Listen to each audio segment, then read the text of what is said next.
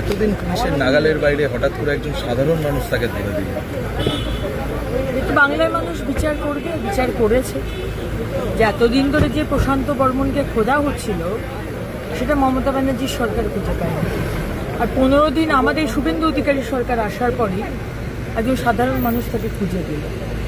সুতরাং আগের সরকার, তৃণমূল সরকার কিভাবে দুষ্কৃতী দুর্বৃত্তদের, ক্রিমিনালদের নিয়ে সরকারটা চালিয়েছে এবং তাদের মাথার উপর আশীর্বাদের হাত রেখেছে, আজকে তার যোগ্যতা নিয়েও প্রশ্ন তুলেছিল এখনকার মুখ্যমন্ত্রী, তখনকার এলোপি।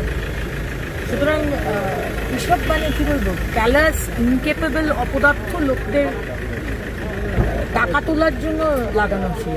শুধু টাকা তোলা, মানুষকে অত্যাচার করা, এবং এটা আগের মুখ্যমন্ত্রীর নেতৃত্বেই হয়েছে। কারণ উনি জানেন না, উনি চাইছেন অথচ অ্যারেস্ট হচ্ছেন, এটা হতে পারে।